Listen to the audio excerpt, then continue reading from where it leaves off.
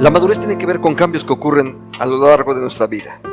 Realmente nosotros podemos fácilmente, cuando vemos un niño, un adolescente, y cómo poco a poco va dejando eso que era de niño, sus juegos, sus formas de divertirse, las maneras de cómo se comporta, su físico propiamente va a ir experimentando cambios. Realmente rápido podemos ver cómo un jovencito deja algunas cosas de cuando era niño y poco a poco va transitando hacia la madurez. Eso forma parte natural del desarrollo de cualquier ser humano. Al mismo tiempo, si usamos eso como una analogía, tenemos que pensar que los cristianos no solamente fuimos llamados a nacer en Cristo Jesús, sino que cada uno de nosotros fuimos llamados a experimentar madurez. Entonces, no solamente se trata de haber nacido en Jesús, sino de que cada uno de nosotros, una vez que nacimos de nuevo, y con los recursos que Dios mismo nos ha estado dando, con el crecimiento, la forma de cómo estamos desarrollando nuestra propia vida en Cristo, poco a poco entonces vamos transitando cada uno de nosotros hacia la madurez. Entonces, cada uno de nosotros fuimos llamados a eso, a experimentar madurez. Dice el texto de Romanos capítulo 12, no os conforméis a este siglo, sino transformaos por medio de la renovación de vuestro entendimiento, para que comprobéis cuál sea la buena voluntad de Dios, agradable y perfecta. Quiero que vean en el texto un par de elementos que son importantes. Primero, la madurez implica justamente que la presencia de Cristo está sobre tu propia vida. Y esa presencia de Cristo en tu propia vida, entonces va a llevarte a que camines hacia un estadio totalmente distinto. No conformándonos, es decir, no permitiendo que sea el mundo el que moldee nuestra forma de vida, sino que ahora por la acción de Cristo Jesús en mí, entonces yo empiezo a caminar hacia donde Cristo quiere que yo camine. Eso tiene que ver con el proyecto de Dios para con cada uno de nosotros. Vea la siguiente parte, dice, la renovación de vuestro entendimiento. Si hay un área donde nosotros tenemos que estar creciendo, tiene que ver al respecto de la forma de cómo pensamos. De hecho, uno de los signos de madurez cristiana tiene que ver con la forma de cómo piensas, la forma en cómo cada uno de nosotros estamos valorando cada una de las cosas. Piensa en esto, un momento.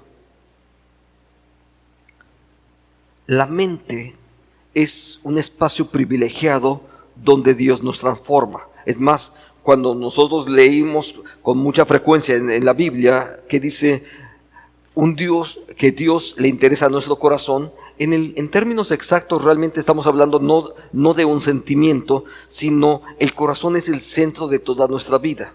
Y el centro de nuestra vida está dirigido particularmente por la forma de cómo pensamos. Porque de la forma de cómo piensas, finalmente es como vas a actuar. Entonces, si tus pensamientos están enfocados hacia hacer algo malo, si tu pensamiento está constantemente prejuiciado acerca de lo que ocurre a lo largo de ti, entonces, sin duda, también tus acciones no van a poderse conducir en el entorno correcto hacia donde Dios quiere que nosotros estemos caminando. Entonces, la madurez tiene que ver justamente con eso, pero la madurez también nos lleva a algo, para que comprobéis, dice el texto, cuál sea la buena voluntad de Dios, agradable y perfecta.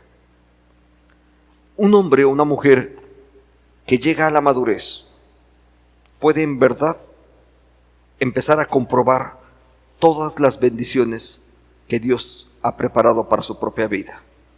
Muchas de las cosas en las que Dios ha preparado para nosotros realmente no ocurren cuando somos todavía niños en Cristo Jesús. Déjeme contarle una de esas cosas importantes.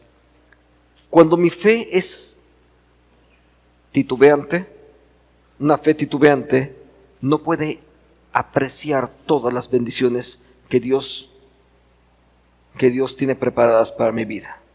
Cuando mi conocimiento de la Biblia es tan limitado que de pronto me convierto, el apóstol Pablo habló un poco acerca de gente así, ¿sí? Hombres y mujeres que siguen cualquier corriente en este mundo, cualquier corriente bíblico, teológica o de doctrinal, etcétera, cualquier cosa que suena espiritual, de pronto la gente sigue cualquier corriente. Cuando eso ocurre, no eres capaz entonces de apreciar todas las promesas de Dios que Él tiene preparadas para ti en la palabra. Entonces, un área privilegiada también en medio de la madurez significa no solamente el recibir, sino cuando a través de ti empieza Dios a actuar y entonces tu vida se convierte en una fuente de bendición para otras personas.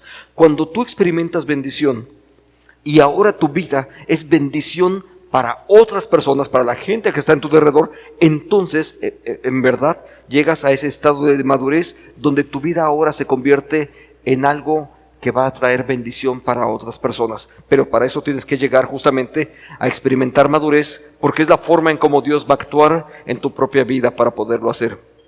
Entonces, si hacemos un breve repaso acerca del proceso de maduración, tenemos que ubicar lo que esto ocurre en 3 grandes renglones. El primero de ellos tiene que ver, por supuesto, con nuestro propio nacimiento.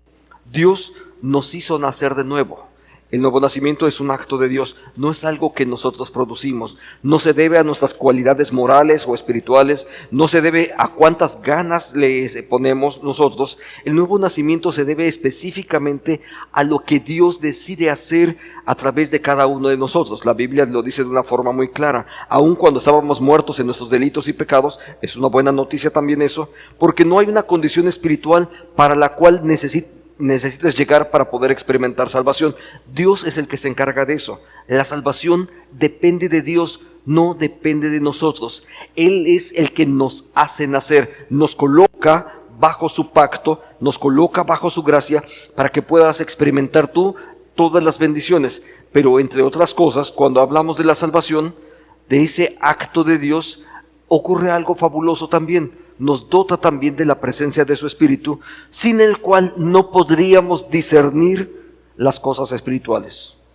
Cuando el Espíritu de Dios viene a tu vida, a través de ese nuevo nacimiento que es acto de Dios, cuando el Espíritu de Dios llega a tu vida, entonces también te coloca en una posición tal que ahora, por la presencia del Espíritu de Dios en ti, puedes ser capaz entonces de discernir las cosas espirituales. Pero ahí, ese nuevo nacimiento lo que hace es prepararte para tu propio desarrollo espiritual, donde con la presencia del Espíritu de Dios en tu vida y usando los recursos que Dios te brinda, entonces podemos hablar de un desarrollo espiritual. El desarrollo espiritual es posible para todos los creyentes, porque Dios ha puesto todos los elementos necesarios para que nosotros podamos desarrollarnos, pero necesitas ponerlos en práctica. Déjame ahorita vamos a hablar acerca de muchos otros de los medios de gracia que Dios nos da para nuestro desarrollo, pero piensa nada más en uno de ellos. La fe es un don que recibimos, pero la fe tiene que ser ejercida. Si tú no la pones en práctica, la fe permanece ahí, por supuesto, porque es un don de Dios, pero no va a estar en práctica. El servicio es un don que Dios te da. Si tú no lo practicas, permanece ahí. Es un don que Dios ya te dio. Posiblemente no te va a ser quitado, pero entonces no va a servirle a nadie más, ni siquiera posiblemente ni a ti, porque tú no lo estás practicando. Y lo mismo ocurre con otros elementos. Ahora, cuando hablamos de crecimiento espiritual, de la maduración, por supuesto que el objetivo no es simplemente acumular conocimiento, ni siquiera acumular años de experiencia cristiana. Esa es una parte importante, pero no lo es todo. ¿Sabes? Muchas de las ocasiones incluso llegamos a valorar el crecimiento cristiano pensando en antigüedad, pero la antigüedad lo único que nos representa es años pero eso no necesariamente implica madurez. Quiero que tomes tu boletín, por favor. Espero que tengan a la mano, y si hay todavía algunos boletines y alguien lo necesito que lo tengas a la mano, porque hay una serie de preguntas que están ahí y que quiero que de modo personal lo podamos contestar. A un lado de donde está el orden del culto, dice también llamado a la madurez. Está en un costado, en el costado derecho. ¿Sí? ¿Lo tienes por ahí? Se acabaron los boletines. Ok. Pues entonces pégate al que esté más cercano, por favor. Ahí hay 5 preguntas que nos pueden ayudar fácilmente a entender cuál es el concepto de madurez que tenemos o en cuál debemos de poder transitar. La primera pregunta dice: ¿cuál de las siguientes palabras te describe mejor? ¿Creyente, discípulo o discipulador? Personalmente, ¿cómo te percibes? ¿Como un creyente? ¿Alguien que ha creído en Jesucristo? ¿Como un discípulo? Es decir, alguien que conoce ya acerca de Jesucristo que ha sido entrenado en la experiencia de estar en Cristo, o como un discipulador. Es decir, no solamente es discípulo, sino que ahora está ejerciendo esos dones y capacidades que Dios le ha dado para poder entonces enseñar a otras personas. Puedes tú seleccionar, y si tienes oportunidad de marcarlo ahí en tu propia hoja, puedes marcarlo ahí. Número 2, en tu vida devocional, ¿cuánto tiempo ocupas diariamente? ¿Cuánto tiempo ocupas diariamente para tu devocional? ¿5 minutos? ¿Más de 15 minutos? ¿Más de 45 minutos? ¿Por qué es importante esta pregunta? De la forma que tú estés invirtiendo en tu espiritualidad, va a depender directamente el desarrollo que tú tengas. Si tu inversión en el área espiritual es de 5 minutos al día, ese es el crecimiento que vas a poder alcanzar. Piensa, por ejemplo, en muchas otras prácticas. Muchos de nosotros llegamos a convertirnos en expertos en algún área. Por ejemplo, me tocó conocer músicos profesionales y ellos ensayaban de 6 a 8 horas diarias cuando no tenían concierto. Para que sean un experto en ese tema, ellos ocupaban de 6 a 8 horas diarias con el instrumento cuando no tenían concierto. Cuando les tocaba una presentación, esas 6, 8 horas se convertían en 12 a 14 horas diarias. Dedicaban todo el día a su instrumento. Por supuesto, tú los escuchas y son unos virtuosos. Lo que han hecho es especializarse en eso. ¿Cómo anda tu propio camino y cuánto tiempo estás ocupando para ello? Vamos a la siguiente pregunta, número 3.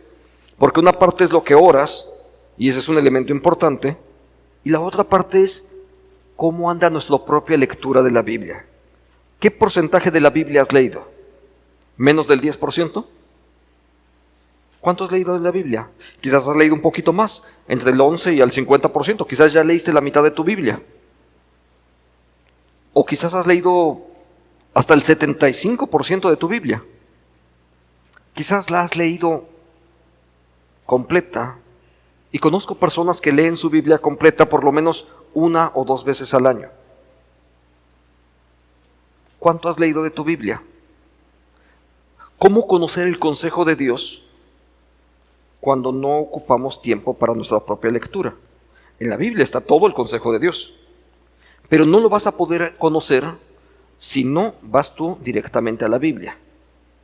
Y no solamente es hacerlo una vez, en muchas de las ocasiones hay que ir una y otra vez. ¿Sabes? Las personas que he visto que conocen, que leen su Biblia asiduamente y que dedican cada año un tiempo para leer por lo menos una vez al año su Biblia, la mayor parte de esas personas, por supuesto que conocen grandes cantidades de pasajes, y cada vez que parece que cuando están hablando, parece que hablan en versión Reina Valera, porque es la versión que comúnmente leen.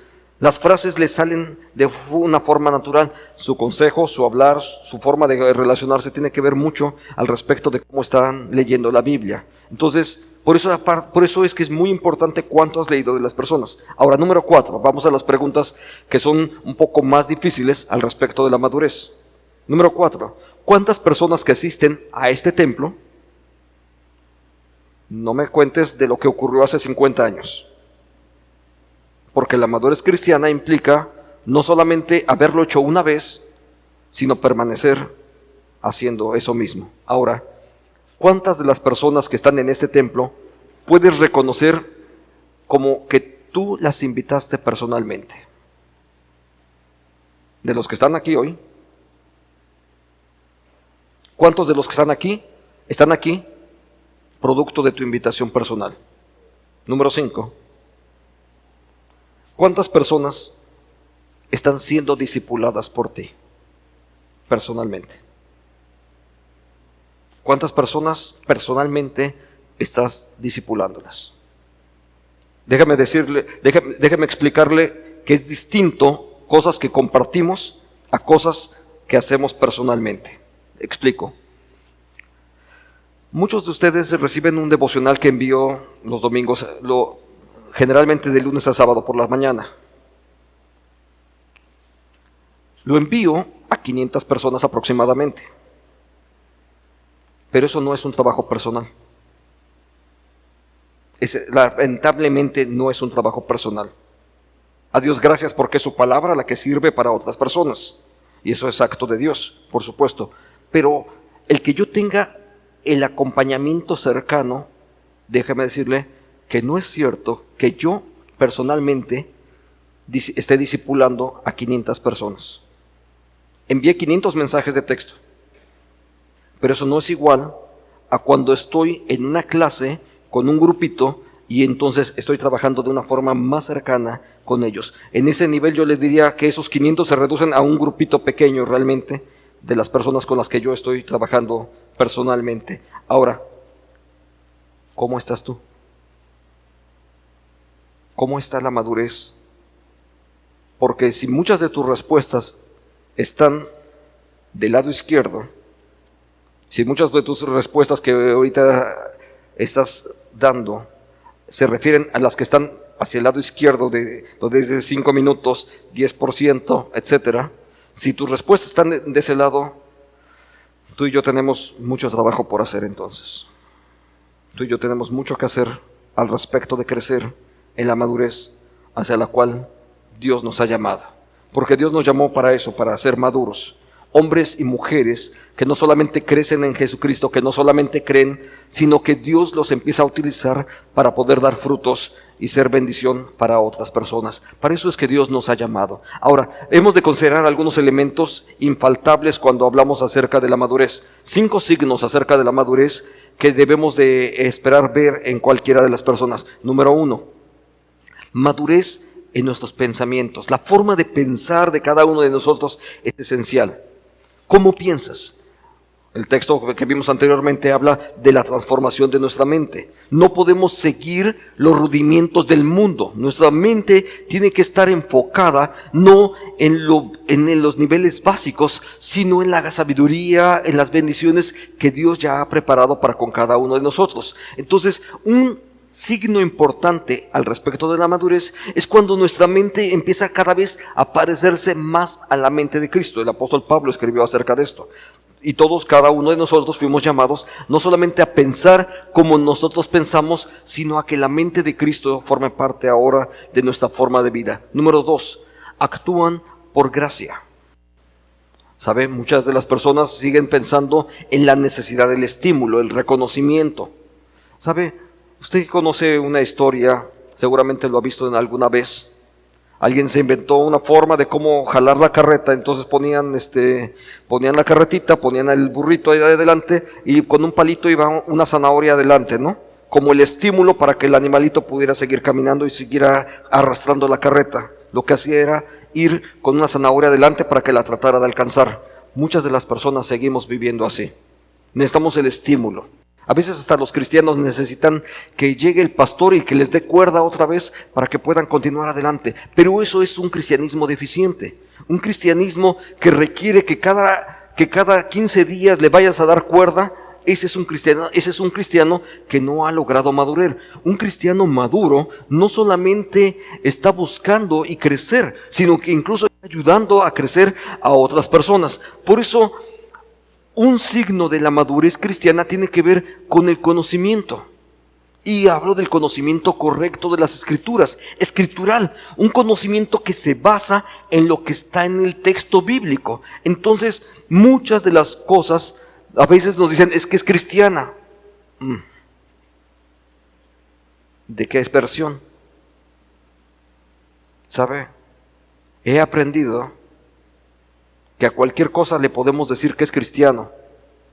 Es más, alguna ocasión alguien me llegó a invitarme a una conferencia, quería que los jóvenes de la iglesia participaran y me dijeron, es que es 100% cristocéntrico. Digo, ajá, ¿y eso qué significa?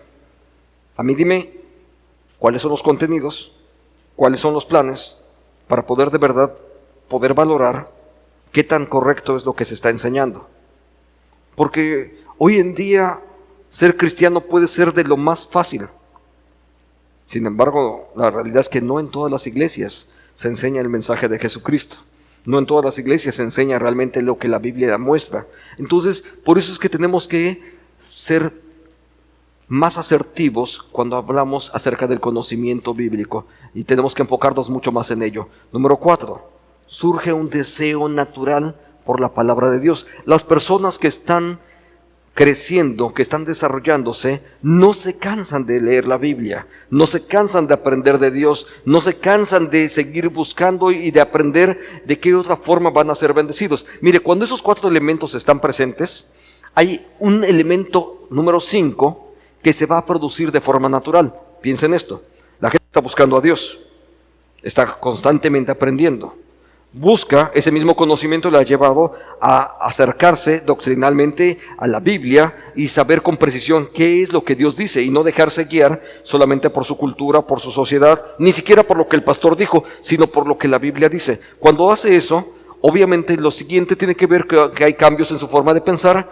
y que van a actuar buscando particularmente la gloria de Dios y no el reconocimiento propio. Cuando eso ocurre, entonces esos discípulos pasan a una etapa siguiente. Empiezan a convertirse en discipuladores, porque el número 5 de esos signos de madurez implica precisamente donde dejan de ser discípulos y Dios los empieza a usar para convertirse ahora en discipuladores.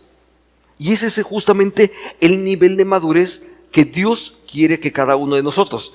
El texto del Evangelio de Juan, capítulo número 15, lo dice de una forma muy sencilla y concreta: los he puesto para que den fruto. Para eso es que Dios nos llamó, para que demos fruto y para que vuestro fruto permanezca.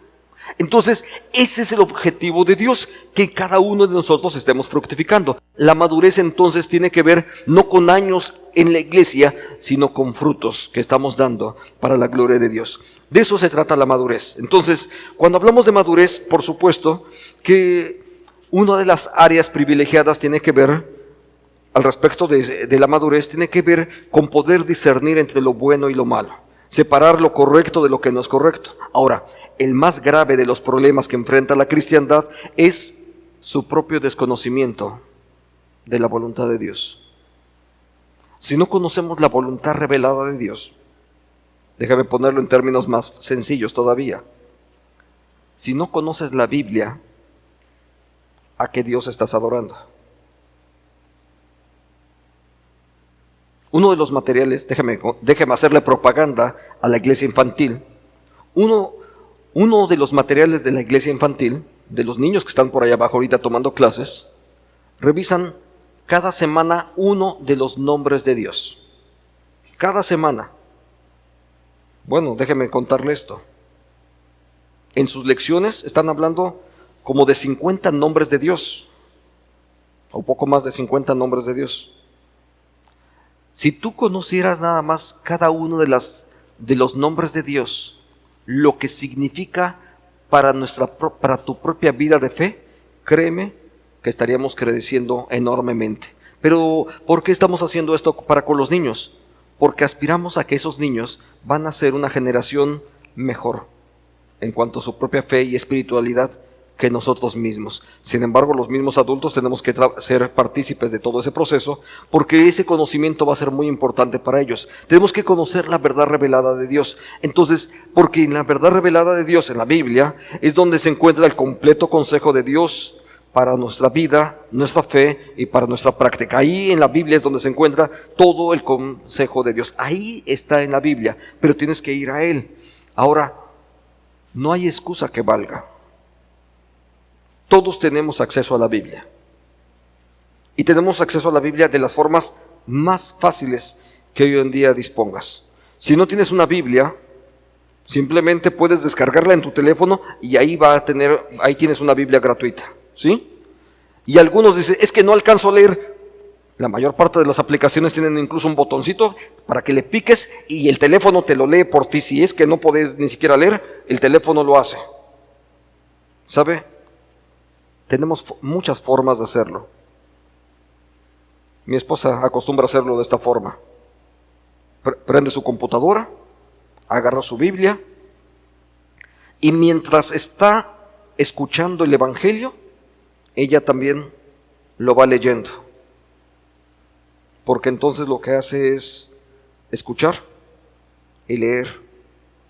Y entonces de esa forma es más profundo el conocimiento que se hace de las Escrituras. Y después tomará tiempo para orar. Ella tiene esa forma de hacerlo. La verdad es que yo prefiero leerlo, porque si lo escucho me distraigo. Entonces prefiero solamente leerlo de modo personal. Ahora, hay varias cosas que podemos hacer para que nuestra lectura de la Biblia en verdad sea provechosa. Déjeme mencionarle 4 cosas que son muy fáciles de hacer, que están en el alcance de todos nosotros para que las podamos hacer y hacer que esa lectura de la Biblia sea en verdad provechosa para con cada uno de nosotros.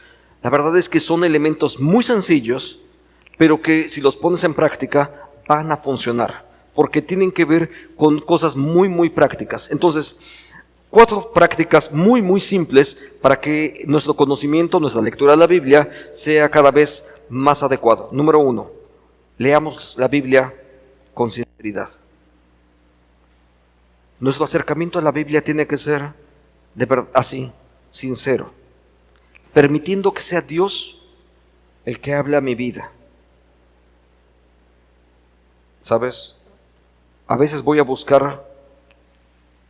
tener la tendencia de buscar los pasajes que a mí me gustan. De verdad, procura que tu lectura sea lo más sincera posible.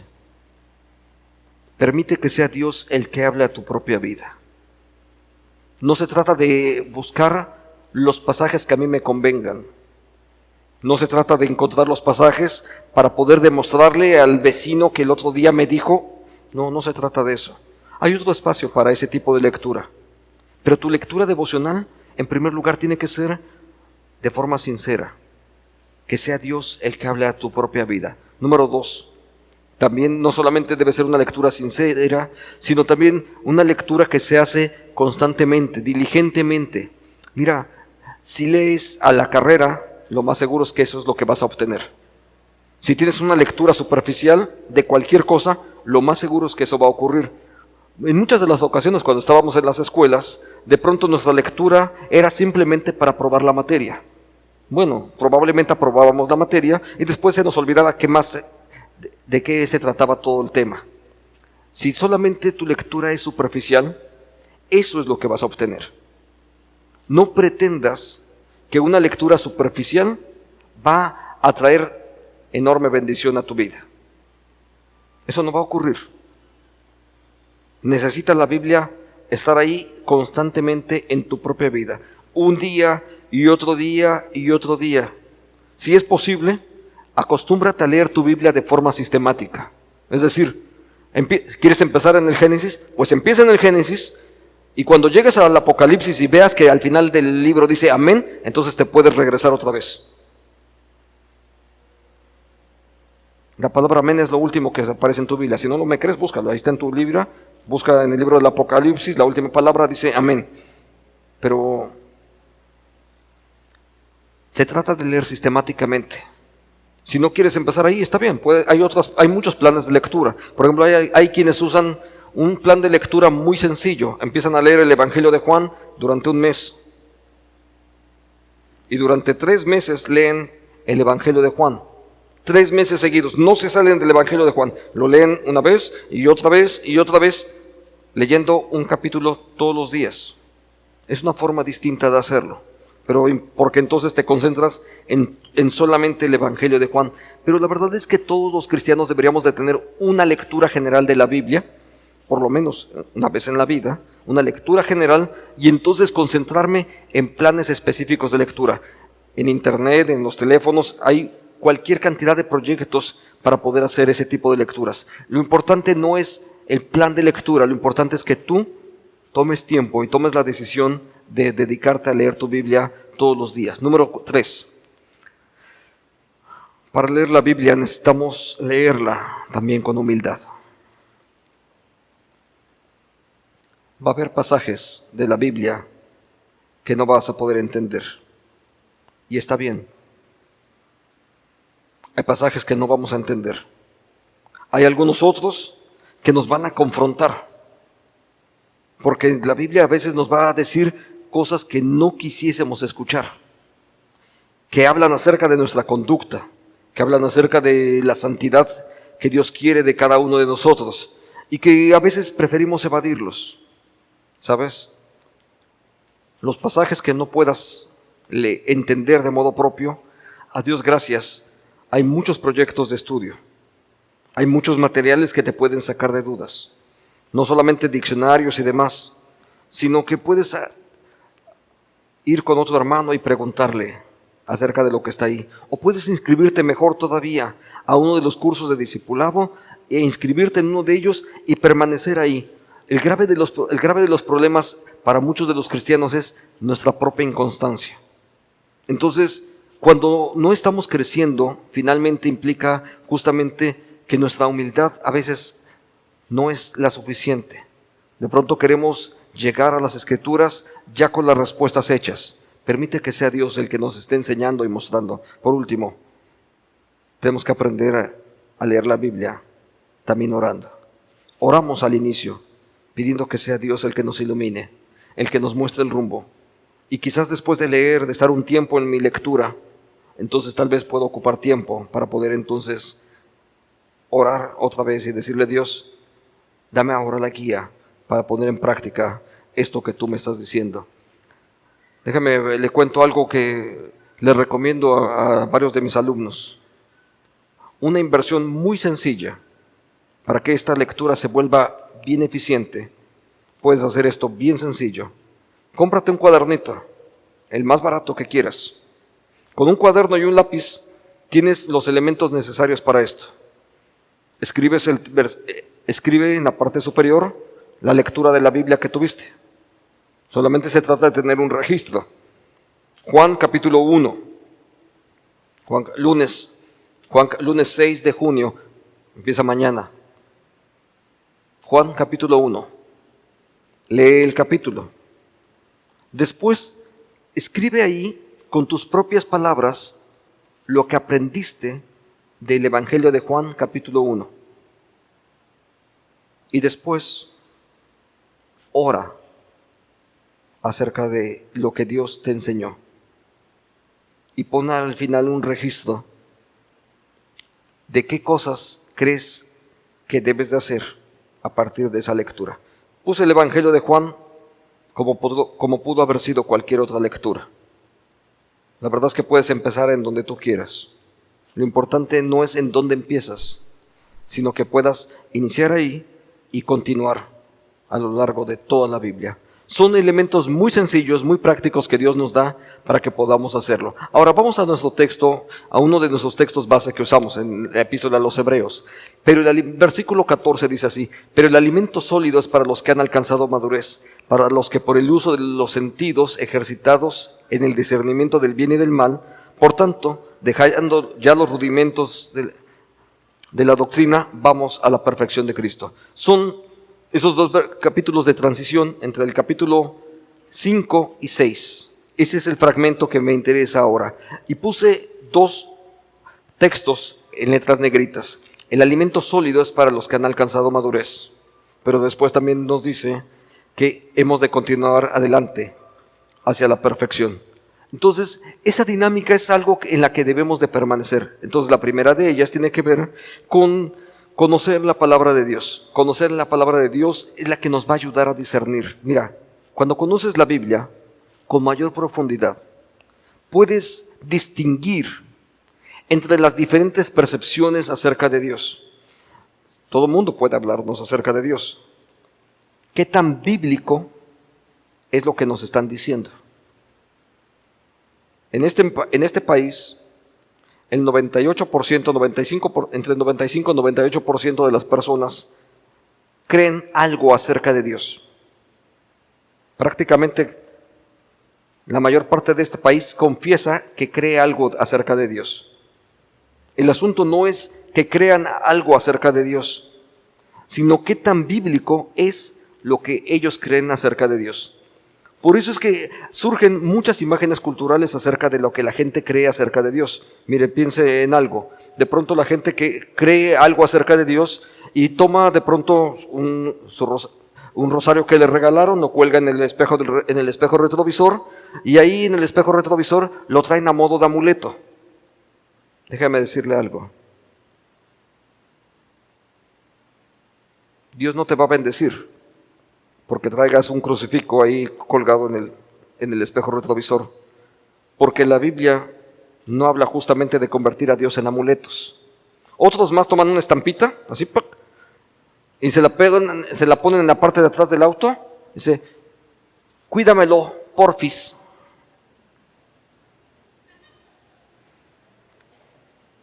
Toman un concepto religioso y creen que Dios es el viene o alguna cosa así. Es absurdo. ¿Pero para qué lo usan así? Hay muchos conceptos culturales acerca de Dios. Y todos esos tenemos que aprender a corregirlos cuando nosotros vamos a las Escrituras y podemos entonces ver específicamente qué es lo que la Biblia dice acerca de Dios, de cómo debemos de adorarlo, de cómo debemos de servir. Ahora, para poder apreciar entre lo bueno y dejar lo malo, también las Escrituras son específicas para ello. La Biblia habla justamente acerca de eso, de que cada uno de nosotros debemos de dejar de hacer lo malo y aprender a hacer el bien. Y eso es algo constante en la vida de cada uno de nosotros. Ese proceso realmente no concluye con que tenga yo 2 años de cristiano, sino la verdad es que en la medida que yo voy creciendo en Cristo Jesús, descubro que cosas que ni siquiera había pensado o que no las había considerado como algo contrario a la fe, de pronto me doy cuenta de que efectivamente yo era el que había estado viviendo en un error. Cosas que todo el mundo hacía y que consideraba positivas y que quizás en algún momento yo también practiqué, de pronto las leo y digo, esto está equivocado. ¿Cómo voy a conocerlo? Solamente a través de la verdad revelada. Es decir, solamente cuando vas a la Biblia y puedes entonces ver efectivamente qué es lo que Dios tiene preparado para tu propia vida en eso. Número 3, ser guía para los que no lo conocen. Cuando conoces de Dios, entonces estás preparado también para poder guiar a otra persona. El conocimiento de las Escrituras es esencial para esto. No se trata de transmitirle lo que yo sentí acerca de Dios, sino se trata de transmitirle lo que la Biblia dice acerca de Dios. ¿Sabes? No se trata de mostrarle solamente mi experiencia en Cristo, sino invitarles a que ellos experimenten en Cristo Jesús. Entonces el conocimiento de la Biblia por eso es esencial, porque no se trata de mi experiencia, no se trata de lo que yo he sentido, sino de lo que la Biblia enseña y que sea a través de la Biblia que cada una de las personas pueda aprender acerca de esa relación con Dios. A todo eso le llamamos proceso de santificación. Esa es una forma teológica de cómo alguien lo describió. La Confesión de Fe de Westminster utiliza esa frase para decir que todo ese es el proceso de santificación. El proceso de santificación, por supuesto, no puede empezar si no es a través de un nuevo nacimiento. El nuevo nacimiento en Cristo Jesús es esencial para la fe. Primero hemos de nacer de nuevo, pero hace rato decíamos, eso es un acto de Dios, no es algo que nosotros hacemos. Número 2, crecer en la fe y en la relación con Dios. Ahí es donde nosotros nos hacemos participantes de las cosas. Es decir, nosotros somos los que día a día nos vamos convirtiendo más hacia el Señor. Nosotros somos los que tomamos la Biblia, la aprendemos, la practicamos. Nosotros somos los que recibimos la fe, la ejercemos a favor de otros. Entonces, en ese ejercicio es donde cada uno de nosotros es donde crecemos y vamos madurando poco a poco. Un signo más de la madurez tiene que ver incluso con el dominio propio, porque el dominio propio implica que ya no busco mis propios fines, sino busco los de Dios, donde mi vida está ajustándose poco a poco a la voluntad de Dios. El apóstol Pablo dijo, hablando acerca de sí mismo, dice, y ya no vivo yo, mas vive Cristo en mí. Y lo que ahora vivo en la fe, lo vivo en la fe del Hijo de Dios. Porque llegar a la madurez implica que entiendo que no soy yo lo importante, sino que soy un medio que Dios usa y que me permite no solamente nacer, crecer, sino fructificar para la gloria de Él, para entonces dar frutos para gloria suya. Todos fuimos llamados a la madurez. Y los recursos necesarios para poder madurar y fructificar en Cristo Jesús, Dios ya nos los ha dado todos. Ahora se trata solamente de que cada uno de nosotros tomemos la decisión de tomar los recursos que ya Dios nos dio, tomarlos, aplicarlos a la vida diaria, y entonces el crecimiento y la fructificación vendrán por parte del Señor. Les invito a que oremos, nos pongamos en sus manos. Dios, gracias por tu bendición. Gracias, Señor, porque no solamente nos llamaste a nacer en Cristo Jesús, sino que también fuimos llamados a fructificar en el nombre tuyo. Sea tu nombre, Señor, bendecido. Seas tú, Señor, el que nos dé de tu gracia para poder continuar adelante. Bendícenos, Padre, y permítenos caminar cada día más cerca de ti. Permítenos, Señor, experimentar de ti más santidad, más de tu presencia, más del conocimiento tuyo, para poder fructificar y que tu nombre sea extendido sobre este lugar, sobre esta ciudad que necesita de la redención que hay en Cristo Jesús. Tómanos en tus manos, Señor, y que podamos crecer en madurez para gloria tuya. En el nombre de Cristo oramos. Amén y amén. Gracias, Señor.